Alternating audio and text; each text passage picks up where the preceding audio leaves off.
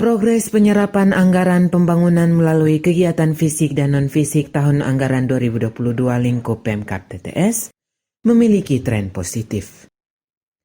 Terhitung Agustus tahun 2022, Kantor Bagian Pengadaan Barang dan Jasa Pemerintah atau BPBJ Setda TTS berhasil melakukan pelelangan 80 paket proyek dengan total pagu anggaran yang bersumber dari DAK, DAU, dan APBN senilai Rp149.279.476.891.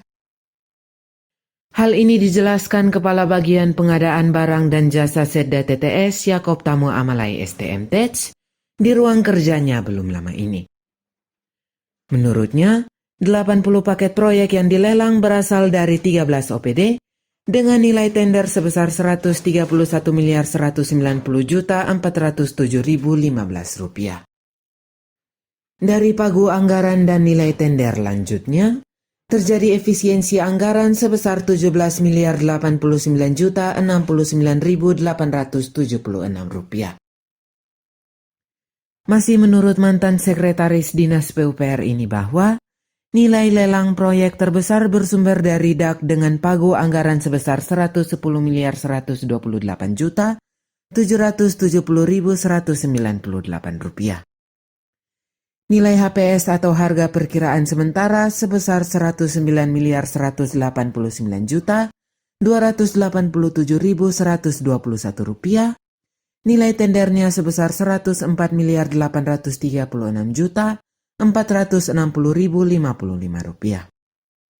Efisiensi anggaran sebesar Rp5.292.310.143. Sedangkan tender paket proyek yang bersumber dari DAU, nilai pagu anggarannya sebesar Rp37.850.706.693 dengan nilai HPS sebesar Rp36.438.295.932.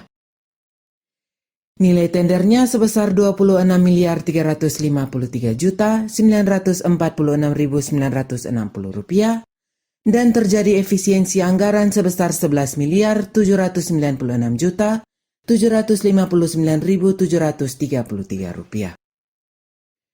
Berikutnya lelang paket proyek yang bersumber dari dana APBN dengan pagu anggaran sebesar Rp2.895.162.000, nilai HPS sebesar Rp2.895.162.000.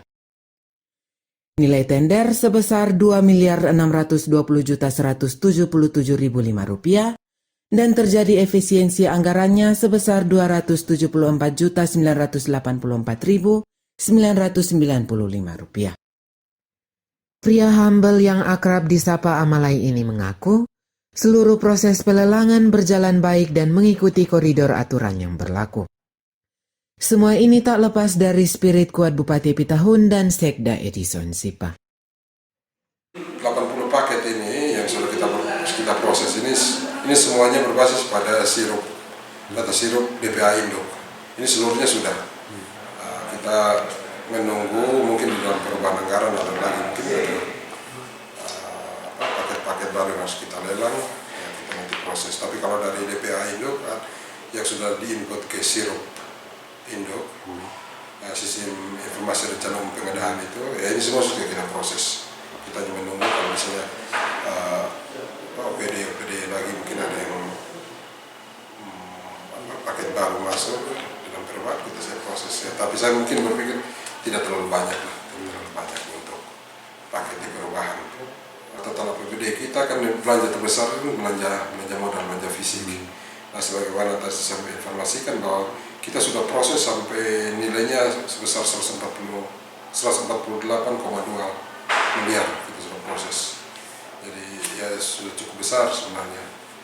Tinggal sekarang kan teman-teman di dinas sementara mengawal sehingga fisiknya bisa berjalan dengan cepat sehingga capaian progres penyerapan keuangannya juga bisa semakin meningkat. Secara terpisah PPK Proyek Pasar Rakyat Oenlasi Kecamatan Amanatun Selatan Tony Fanggidae STP di ruang kerjanya usai penandatanganan kontrak, kontraktor pelaksana proyek CV Cipta Konstruksi Indah mulai melaksanakan pekerjaan fisik di lapangan. Selaku PPK, dirinya terus memantau realisasi pekerjaan fisik lapangan sesuai schedule pihak kontraktor pelaksana proyek. Terkait konstruksi fisik proyek, Tony mengaku 70% berkonstruksi baja berat. Untuk konstruksi bangunan ini sendiri, konstruksinya apa?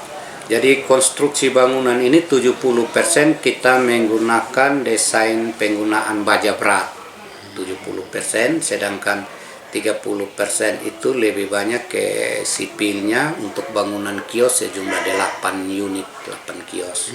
Nah, di dalamnya akan dimanfaatkan itu 1 unit kios untuk sentral ATM, 7 kiosnya untuk para pelaku usaha yang mau menjual tetap pada pasar oinlasi yang akan kita bangun. Nah, itu juga menjadi catatan kami, menjadi catatan buat kami dari kementerian. Apabila penggunaan kios ini ada pedagang tetap, maka kami wajib melaporkan omset tahunannya.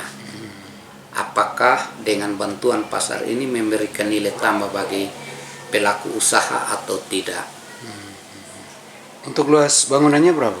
Untuk pasar oinlasi ini sebetulnya kita adopsi dari pasar TPD. Kalau pasar TPD luasannya itu 18 kali 35, cuma karena dana yang disiapkan buat kita 3M, kami mengecilkan TPD itu jadi ukurannya 16 kali 26,5. Yang di dalamnya terdapat 72 lapak penjualan, ditambah dengan 1 balkon.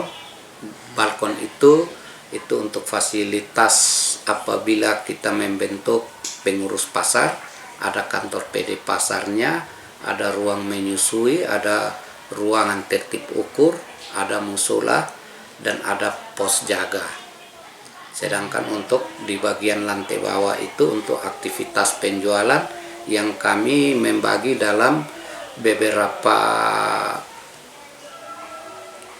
komoditi penjualan. Jadi sayur dia ada di lapak tersendiri, rempah-rempah dia di lapak tersendiri, ayam potong, ikan, daging di lapak tersendiri, yang untuk barang kelontong lapak tersendiri, untuk pakaian-pakaian lapak tersendiri. Polcelere KLTV News mewartakan.